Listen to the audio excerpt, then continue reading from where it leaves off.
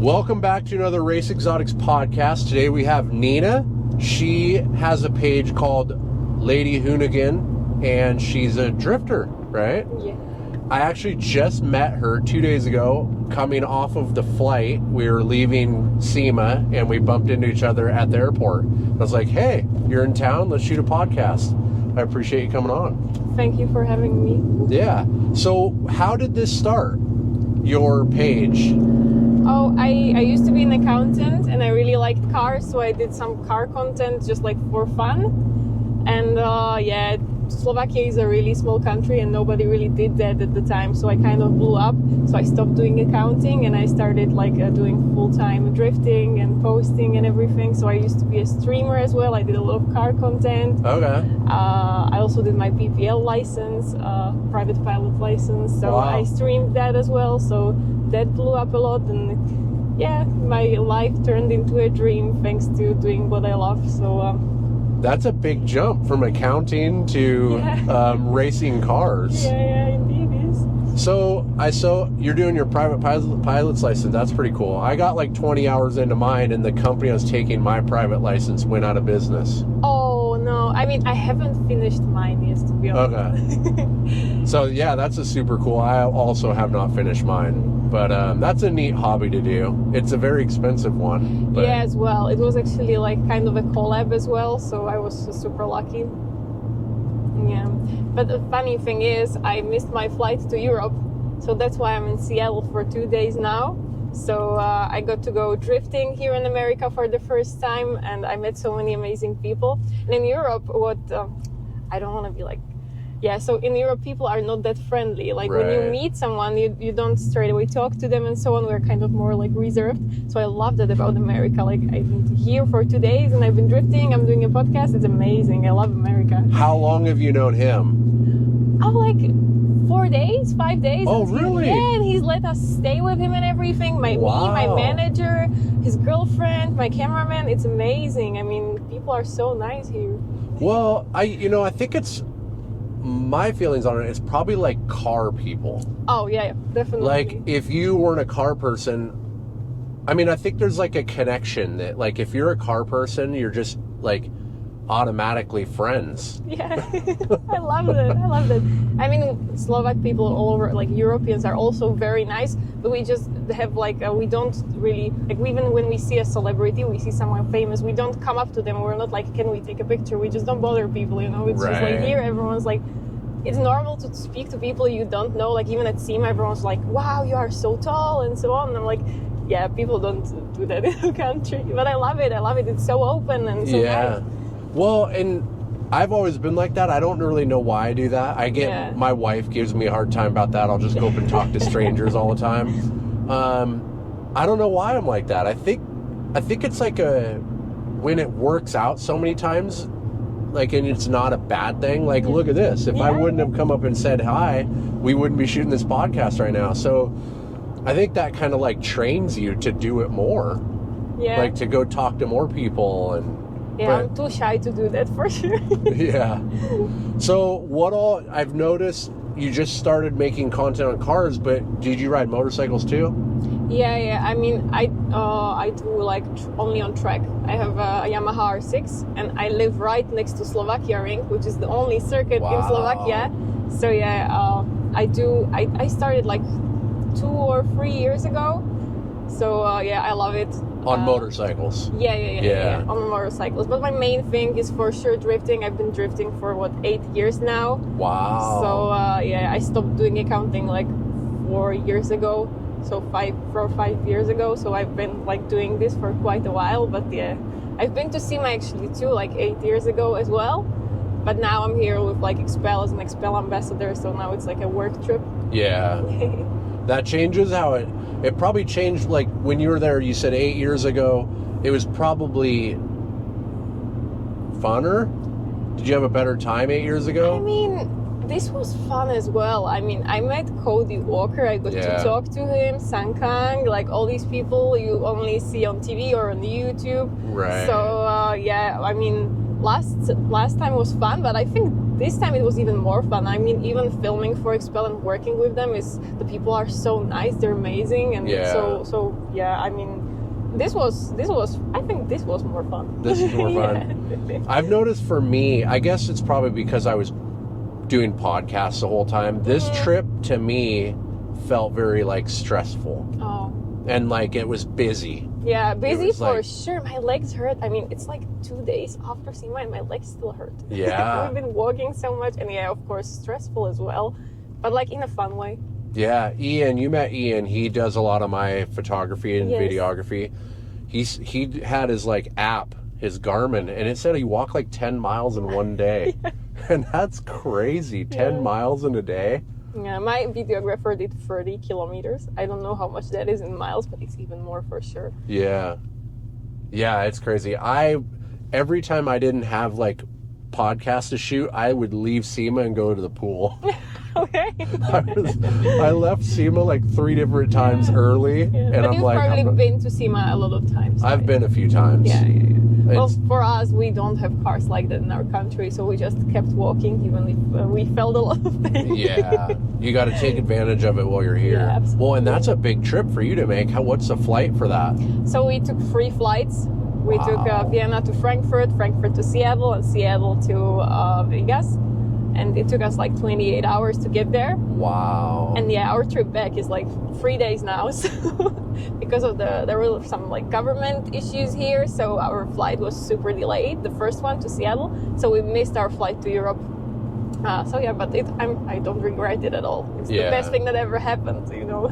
It's fun. SEMA, like, my opinion, this shirt I'm actually wearing right here is Monterey Car Week. Mm-hmm. Have you been to Monterey Car Week?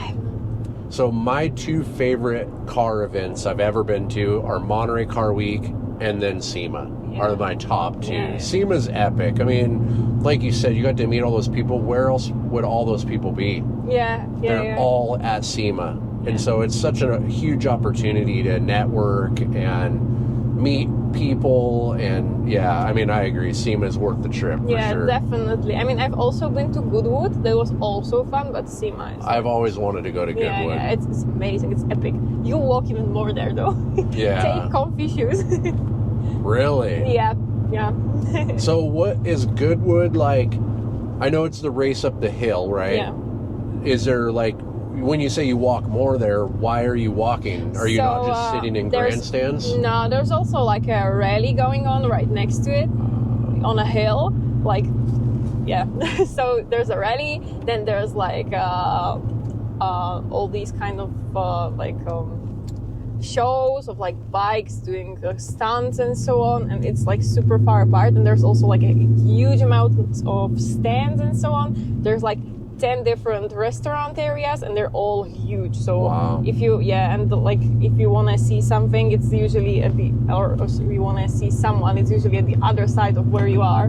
So you just keep walking there and back. To the rally part, you can get a bus, but there's such a queue of people. You just walk it, so it's like a half an hour walk to the top. But I mean, if you just don't stand looking at the track the whole day. You want to see other stuff as well. So I've got a question about Goodwood. In my experience, the first time I ever went to Monterey Car Week, and this is my comparison, I guess, is I didn't know anybody. I didn't know what was going on, when stuff was going on, where stuff was. I didn't know anything, right? And so my first time going to Monterey Car Week was not that entertaining. But then when I started going and I started meeting people and knew where to go and what cool stuff to see, it got a lot more enjoyable. Is that like Goodwood too? Do you kind of need to know people? I agree. Yeah, you do need to know people. For us, like, we knew some people, so it was fun. But I think the reason why I preferred SEMA was that I did get to meet so many new people. So it was not just about the cars, but it was also a lot about like networking and new friends and so on. And we also did a lot of parties, which we didn't do at Goodwood. So I think. It's also that it's not in America. It's like where the people are more conservative, so maybe it's a bit harder to network there. And there's also like this is I find SEMA to be like more a B2B event. Like to Goodwood, there's just it's not just like the car people only. It's like people who like cars, but not to the point where, you know, like they do something with cars. I think. So, Yeah, there's definitely like two types of car people, right? Yeah. There's people that like follow cars for like clout and attention, and then there's people that are like car people. I mean, I didn't mean it like that exactly. No. I mean, there's people who work with cars, and there's people who just like cars. I mean, yeah, I don't think someone likes something because they want clout. I think like we have that here, big time. Oh, really? Oh yeah, we have like social media. Like we have a lot of people that get into the car scene for attention. Oh, I see. Yeah. I mean, I have been accused of that because I'm a girl. Yeah. But I've been doing this for like 8 or 10 years now. I have a garage, I have a workshop, I work on my cars. I have like a 2JZ swapped 350Z. We're 1UZ swapping an RX-8. I have a drift school actually. Wow. So we have 3 cars and we teach drifting to like in Slovakia. So we have a very cool drift place, by the way. So if you are ever in Slovakia, you gotta come see it. I want to do a European, like, this springtime I was going to come to Europe. I really want to drive on the ring. Yeah. That's kind of like a bucket list thing, right? Oh, you didn't yet? I've never been to the ring. I've been there this year, and I have also a GR Supra. And Misha Sharodin, I'm not sure if you know him, he's very famous for like doing laps on the ring. He knows, like, he's done so many, he lives there. And he just takes other people's cars and then he drives them. And I like did a lap with him. That was freaking insane. Yeah, I bet. Crazy. Well, and like riding passenger with somebody that like knows the track and can push it, like it's scary. Yeah, it was scary. And the fact that it was my own car as well. Right. I remember when I first started doing like track stuff, I'm in a Lotus. It was a 2005 Lotus Elise. Nothing crazy. It's only like 200 horsepower, right? Yeah. But like I'm out there like sliding around the corners. I'm thinking like I'm as fast as that car will go. I'm like, I need a faster car. And then my buddy that's an instructor hops in and he shaved like 5 seconds off the lap time. And it was so much more aggressive. Like going around the corners, I'm riding passenger and I'm like holding on, right? Well, first, I don't like riding passenger, like when people are driving crazy. Yeah. But like, I'm like, holy shit. And like, he knew the track and he knew where to like brake perfectly. And I mean, it was like I said, I thought I was a good driver. Yeah. And then I rode with an actual good driver, and it kind of changed my whole perspective. Yeah. So you got into drifting. Now, you said when you left accounting, well, I guess you were in the car scene for 4 years before you left accounting. Did you go straight into drifting? How did the drifting thing come to be? I like in my country, like I didn't know what drifting was. I mean, I saw Fast and Furious Tokyo Drift, so that was like kind of my first impression of like drifting. But then there were some like OGs in Slovakia that did a car show and they did some drifting there, and I saw that. I'm like, wow, I want to do that. So And what year would this have been, or how long ago, I guess? I mean, that was 8 years ago. Because while that was I was right doing, when you started. While I was doing accounting, I was doing like car stuff for myself, and I did post it, but I never posted it with the intention of becoming an influencer or content creator. I just did it because I liked to do it. Yeah. But then, like, after a few years, it became my job, and I did stop doing accounting. But I've been doing it for like 8, 9, maybe even 10 years now. So and I did like some kind of, I had a Daihatsu Core, which is like a really small car. It's like a 1 liter engine. It's nothing, but I used to tune it, and I like went to like all these car meets, and everyone was like, yeah, it was terrible, but like I had to start somewhere. There you go. Yeah. So and then I saw that, and I tried. There was a drift school, but it was only in Poland. So I went to Poland and I tried it, and I was kind of good at it. So that's how I started, but it did take me a lot of time to like put a car together. I had a E30 EMA on a 50V25 swap, and then that was like only like under 200 horsepower. And then when I learned the basics, then I went to the 350Z 2JZ I have now, and now after that we're building a new GR Supra, so we're again going up. But like in my country, I'm driving in the Pro series. But yeah, I want to go to Poland, because Poland is just completely another level of drifting. Is it? Yeah. So I want to move up, but yeah, I still have to build my car, because right now my 350 is around 600 horsepower. And yeah, if you want to compete in Poland, you need at least 800. So really, yeah. What does that car weigh? Because I'm assuming they're stripped to be light. Yeah, well, I think it's around 1,300, 200 kilograms right now. Yeah, I never weighed it, but I guess. Yeah, I just didn't know, because I've always kind of wanted to build a drift car, not to go professional by any means, but I've got a 65 Shelby Daytona coupe, and it was in an accident out at the track. When I bought it, we put it back together, but it's not perfect. And I'm like, that would be the perfect drift car, because it's not perfect and it's something nobody ever sees. Yeah.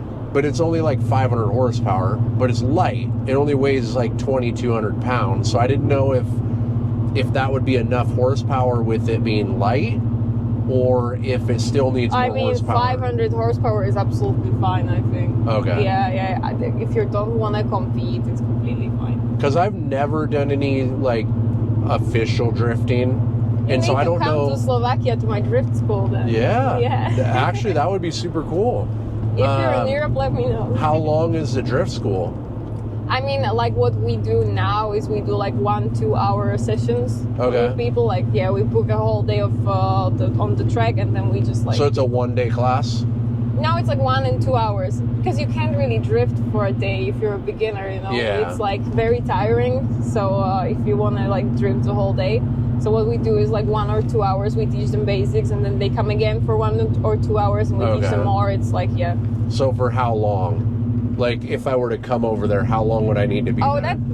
That's so individual. I can't tell you. There's guys who after the third lesson are super, super good, and then even in drifting, you always there's never a finish when you're done. Right. You're always improving. There's always so much you can improve. So there's first we teach them donuts, then A's, then we have all kind of different. Which I can do all tracks. that. Yeah, then we have a small track, then we have a big track, then we teach initiations, left foot braking, hand brakes. It's just there's levels to it. Right. And I'm pretty confident in I can do donuts. We do it every year. We do donuts with one of my employees strapped to the hood of my car. Oh, okay. And we decorate a Christmas tree doing donuts around it. Yeah. So I have pretty good control, but what I don't have any experience with is transferring from a high speed transfer from one direction to the other. And I'm assuming it's because you need a hydraulic e-brake or something. No, you can do it even with angle, slowing yourself down with a lot of angle. Okay. Yeah, there's many ways in drifting. You can do so much stuff. I am not a big fan of a lot of handbrake. Unless it's in a battle. So I prefer left foot braking and using the weight of the car, the angles and so on. Yeah, and that's all stuff I don't know anything about. Yeah. I've never driven a car with a drift handbrake. So I see. all of my drifting around corners is just power drifting with what a normal car is built to do. So I think it would be very cool to kind of learn from somebody who knows what they're doing, the more advanced stuff. Yeah. Mainly with the e-brake, when and what you're supposed to do with it. Come to our school. We have a lot of instructors. I usually teach beginners, but we have really cool drivers who teach the high level drifting. So we can definitely do that. Yeah, maybe this spring, because I would like to come over that direction in the springtime. Yeah, sure. And I could probably only be there for maybe a day or two, so I wouldn't be able to take a lot of classes. But that would be super cool. I really wanted, this Daytona I have, I think it would just be so cool because nobody ever sees those cars, and there's not another one that's ever been a drift car. So it'd be one of one drift car. So, that might be something we have to try and figure out. So how did your name come to be? Oh, well, a lot of people ask me that question. So when I started, that's the username I just put in. Okay. I didn't really think about it.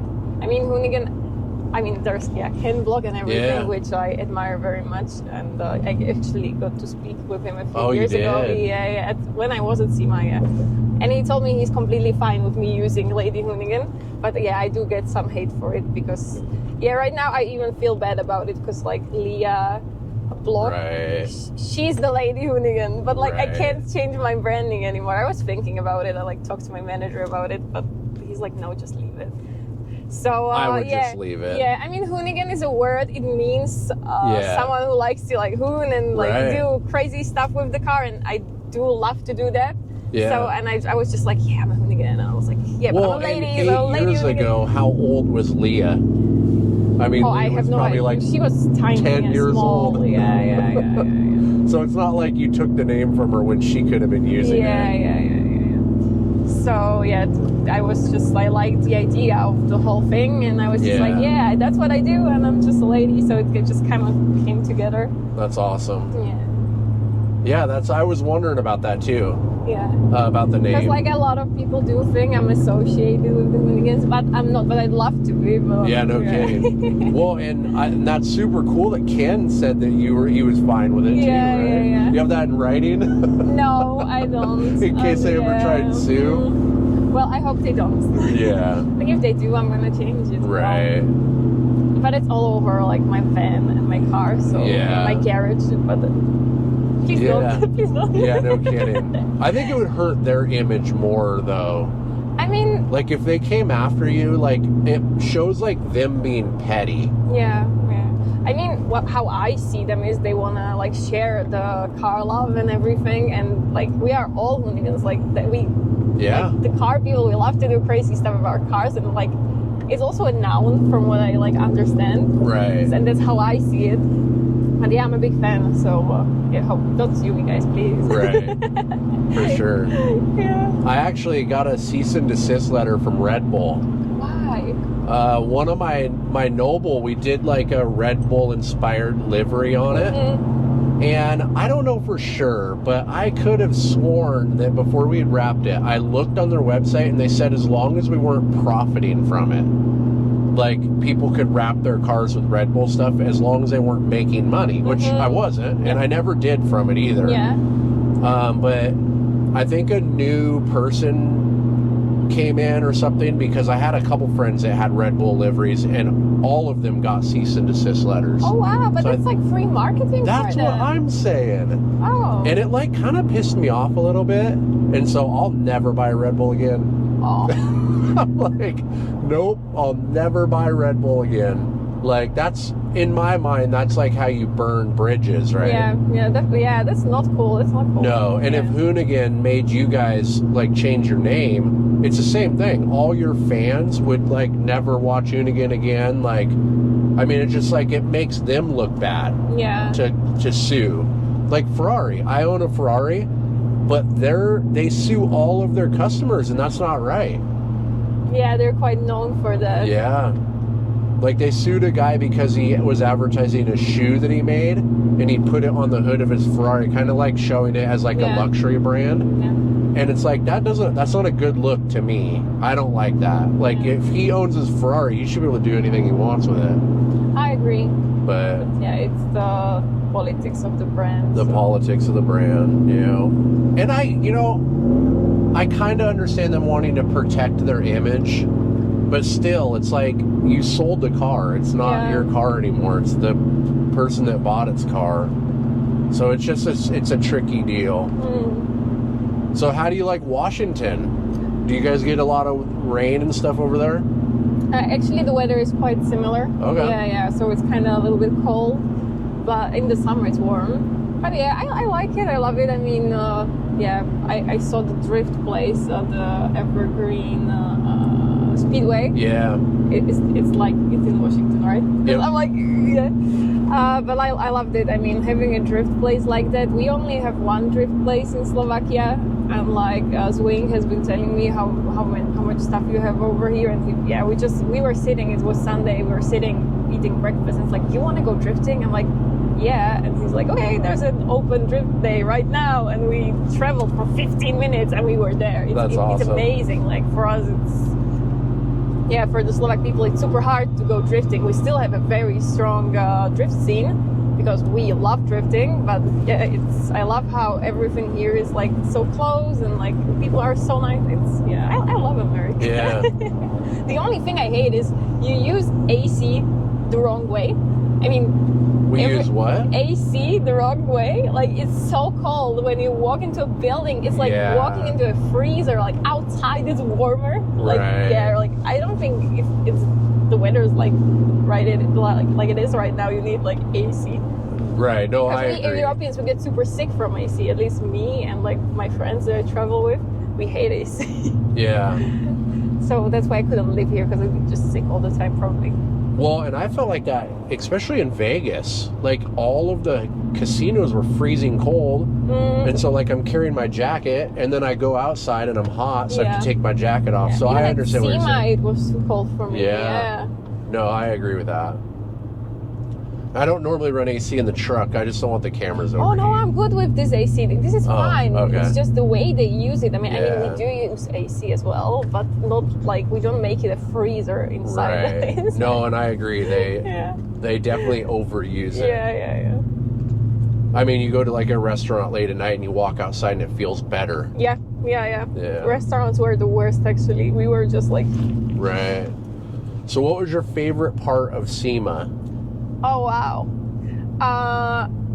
I got to scratch a Pagani Imola Roadster. And what they were like, putting the... what? Yeah, there was Expel on it, obviously. But that was really cool. Like, I could have never imagined I would be doing that. But yeah, I used wire brush. The wire brush, and then just applied heat, and it was gone. So that was scary, but also a lot of fun. Yeah. Yeah, and other than that, I mean, my favorite part was that I got to talk to Cody Walker, and like my friend introduced us to him. So he knew I was a drifter, and he like complimented me on what I do and so on. So I was like, and then we got to party with him as well. So, because like afterwards we went to a concert with T-Pain, and yeah, so that for me as a Slovak person who has like, maybe for you it would be kind of normal because you live here. And not for like, me. It's not normal for me. Yeah, because they're like around you. Yeah, so I know, and you know one when I came here, and I made friends with a lot of people because we had like similar cars. We were talking cars, and he's just like, "Yeah, you want to meet Cody?" And I'm like, "Are you kidding me?" Yeah, that's awesome. So it was the Vipers guy from Instagram. He has like this very cool Fast and Furious collection. He was so almost nice. All of them. Yeah, he was super nice. He let me like take pictures with cars, and he invited me to like the party and everything. So I took my friend Gabby. So, and I met Zach there. So yeah, it was so much fun. It was so much fun. For me, it's like the dream. Yeah. I think that was my favorite display. The Spark one. Yeah, all the Fast and Furious cars. Yeah, I loved it. There's like a lot of also like of people from Fast and Furious coming in to sign, and everything. So so Jesse from Fast and Furious, that was crazy because like for me, I expected him to look the same as he did in Fast and Furious, which is not, obviously not normal. And that's like a 20-year-old movie now. Yeah. So yeah, he was like, he looked so much older. I'm like, wow. Right.